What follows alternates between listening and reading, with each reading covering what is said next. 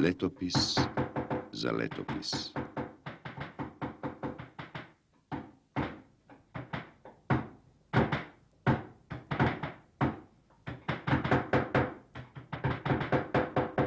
Во полутемните агли на средновековието, кога човечкото око, потпалувано од скудните сончеви зраци во манастирските визби и меѓу простори, го длабеше времето со своето собствено видение за една подруга свеченост, се множеше тоа браздење во дрвото, тоа ликовно осмислување на душата човекова, копаничарењето. Од тогаш и денеска.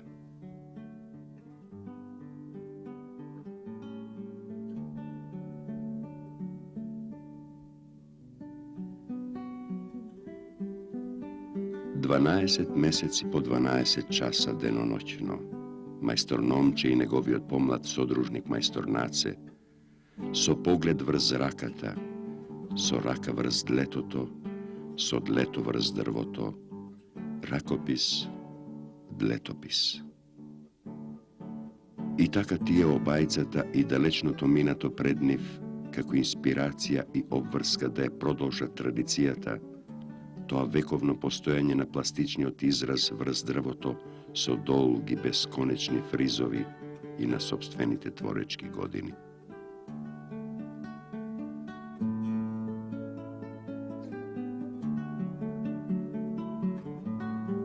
Ете како вековите во помин го одбележуваат своето значење врз резбата. И времето нивно не ке се забележеше ако низ него не се вкоренуваа историите на народите, меѓу кои и историјата на македонскиот народ, што и низ резба ја создаде и својата историска линија водилја до денешново време. Оти се рекло колку за приказанија. Народ што остава трајни траги во своето одминување, никогаш не одминал.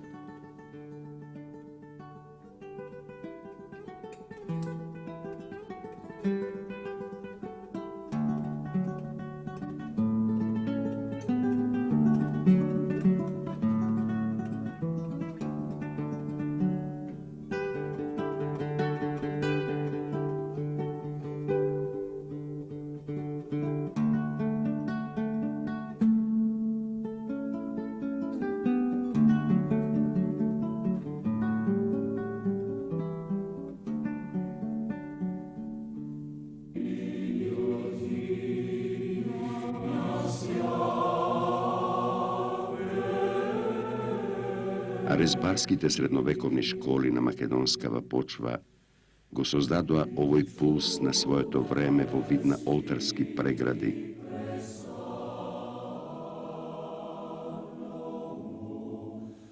На царски двери, на црковни врати во ентериерите на храмовите Божии, на владички столови и многу релјефи врз нив, и богати плетки од орнаменти и флори, од фауни и светци, од винови лози и од бакнежи на птици.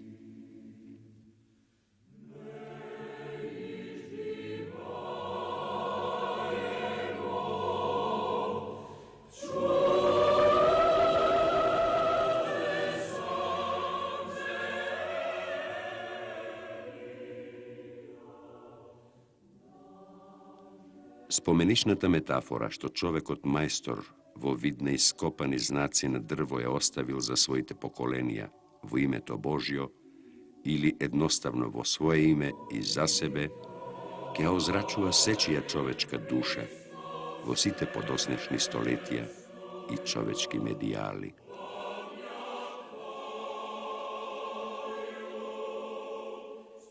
И не само сакралните знаци ја красеа резбата од средновековието на Македонија. Профаните символи и многузначија од декоративен карактер со многу геометриски и флорални мотиви беа посебен украс по домовите на побогатите, по таваните и белите ѕидови.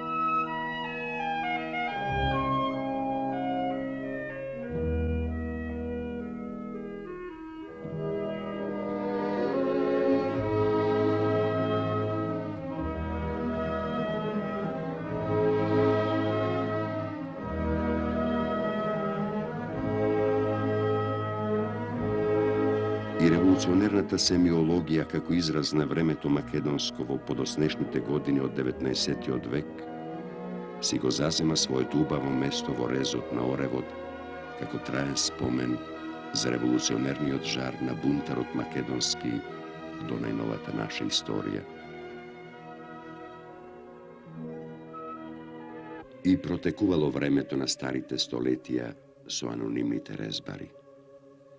А тие или поради својата скромност, или поради страхопочитта спрема сакралните мотиви на резбите, не ги оставиле своите имиња врежани на завршеното дело, па до отприлика првиот подпишувач на своето име врз резбата, јеромонахот Прохор на шестостраниот аналогион во манастирот Зрзе Прилепско, се нижеле резбари и резбарски школи, кои под ова или она влијание, или и свој оригиналитет, ги оставиле своите дела дури и до ова наше време.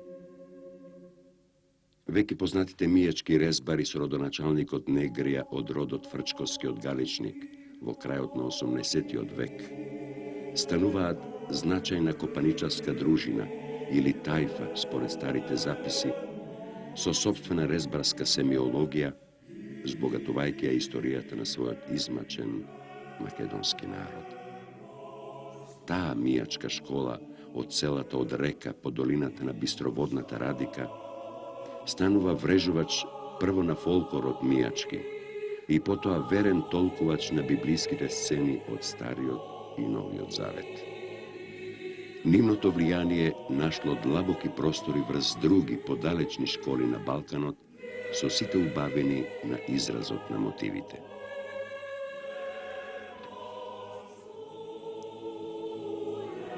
И денес преку резбата зрачи личноста на копаничарот Петре Филиповиќ Гарката и потоа на неговиот брат Марко од Гари, на Макарije Фрчковски од Галичник и на Симон Максевски од Требиште.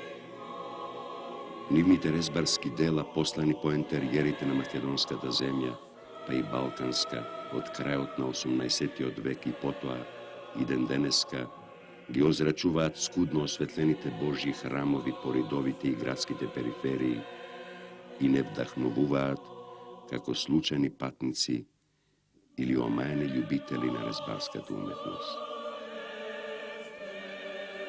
Во изодиле тие своето битисување, копајки во дрвото од ден во ден, од година во година, од век во век.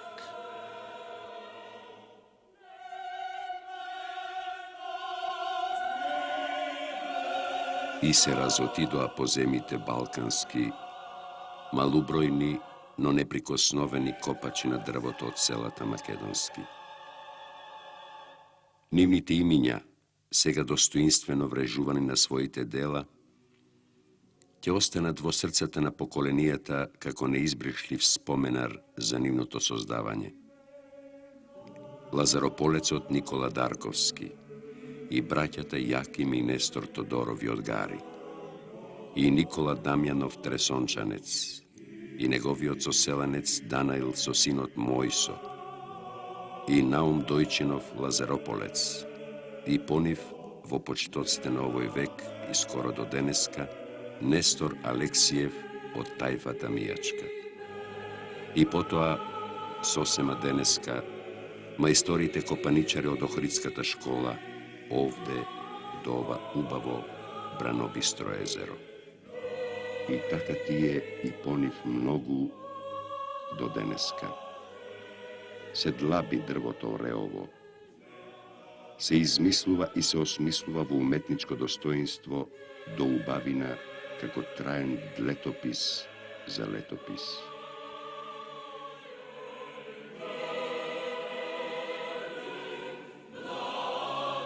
И ете и денеска, покрај другите десетина охридски копаничари, и 60-годишниот Наум Донев и помладиот Анастас Велјановски го одат својот пат по ископаните бразди на делото што се раѓа и ги заноќува и ги разденува времето на веднати над својот разбој од лета.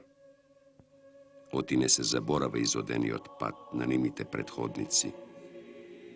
И оти со љубов продолжува тоа макотрпно no prekrasno tkajanje na rezbarski brazdi i na rascvetani srtovi pod drvotore ovo.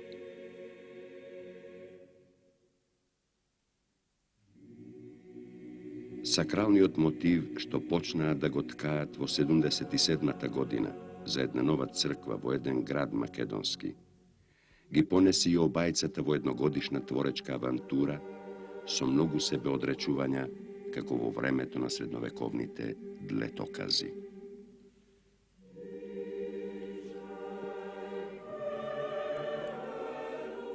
И се растурале македонските мајстори по балканските земи, од и за делото уметничко и за делото создавано за служба Божја, не постоеле туѓи или сосема собствени почви. Оти еднакво секаде може да се сее убавината на човечката рака и видение.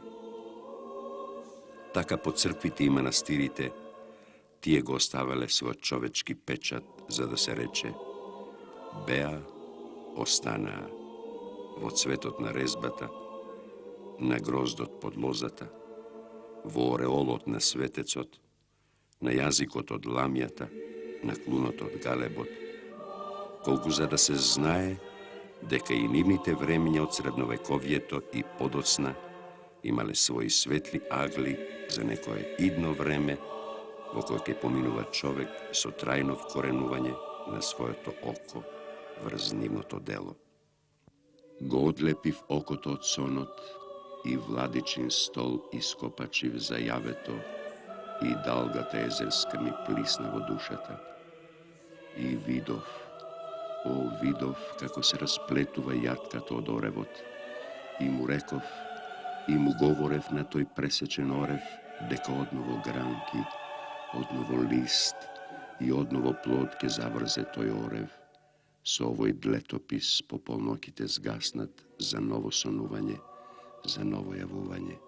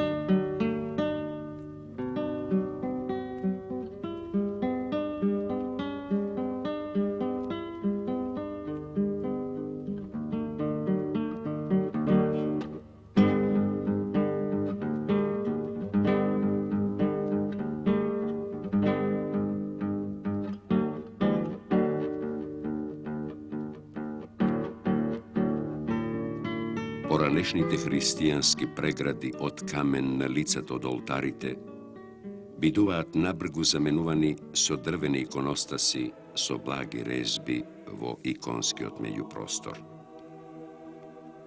Од тогаш, од 14. век, со ваквите изрезбарени дрвени прегради, Божите храмови добиваат два строго одредени внатрешни простора. Едниот каде што се собираат на литургии или миси големиот број мирони.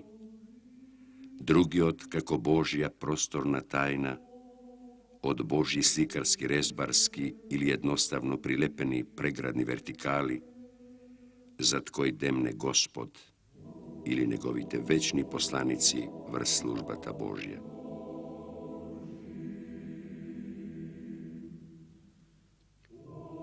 I ljadnici brazdi, volak ili sosema kružni što se otvorat, što se zatvorat, što oblikuvat cvet ili vinov list, grozd ili ptica, čovečka figura ili svetec i međuniv strasta nivna. I sakralni od polifonina rezbata i profani od rakopis od letoto jednako i služat na ubavinata i naočite na vekovite za vekovitost.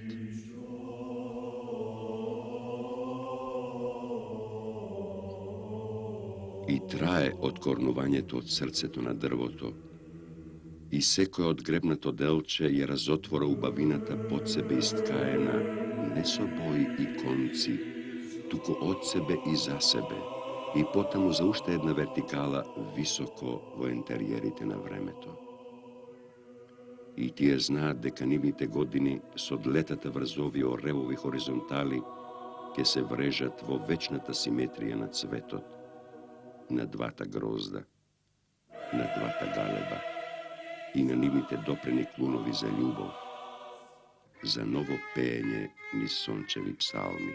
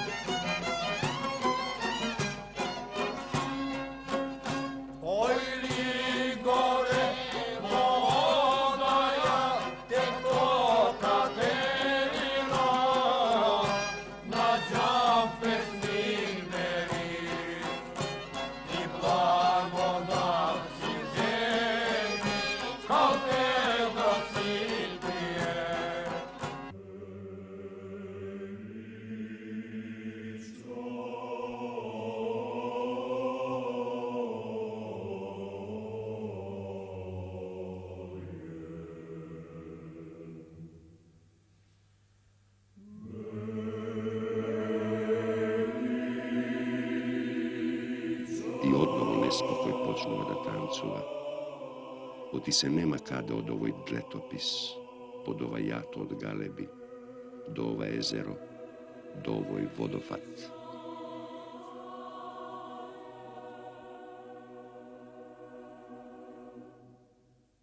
I od skoro običnite figuralni bareljefi na raznite carski dveri, kopaničarenje toke počne da izslabuva do drugata strana od drvoto. Ќе го надзре просторот зад дрвената плоча. Оти секако заднеа низ вака изразбарениот мотив ќе се најде подруг зрачок за подруго видение и ќе дзирка човечкото око низ резбата и ќе го гради своето стравопочитување спрема се она што се наоѓа зад високата иконостасна преграда.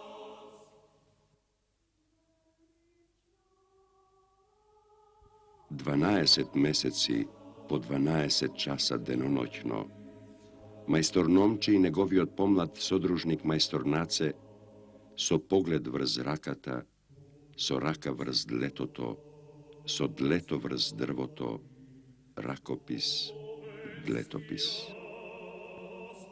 И така тие обајцата и далечното минато пред нив, како инспирација и обврска да ја продолжат традицијата, тоа вековно постоење на пластичниот израз врз дрвото со долги, бесконечни фризови и на собствените творечки години.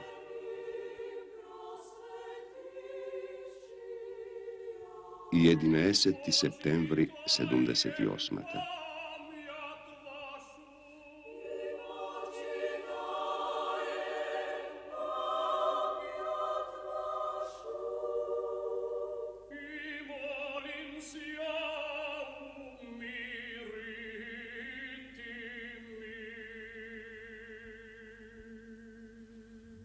Така богато украсените олтарски прегради, полни со символички мотивирани сцени и господни дејствија, веќе сосема го заземаат црквениот ентериер и понатаму од времето што тече, не ке може да се замисли Божи храм без копаничарски дела како осмислена функција на уметничкото создавање во името на Бога за црквата.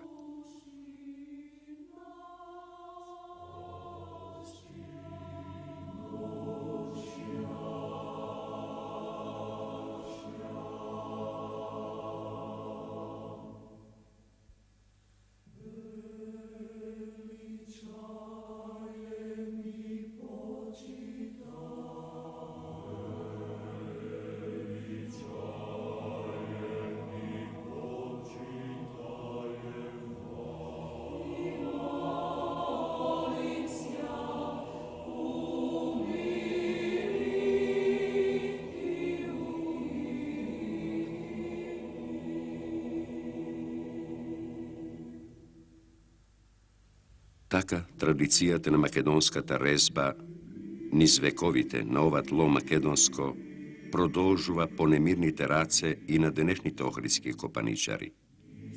И меѓу двете владее немир и често поместување на нивните места на масата копаничарска до нови уметнички пристигања, до нови копаничарски доблести.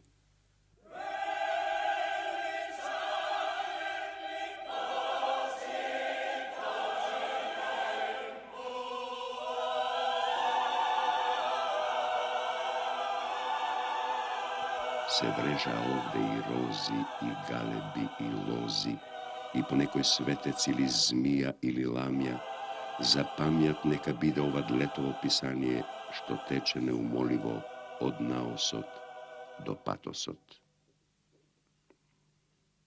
И се запиша со гласни букви, колку за столетија, дека се исткал за окото овој удар, ова гребење, оти мајсторите, она што еднаш си го ветија, во црква една на крајот го осветија.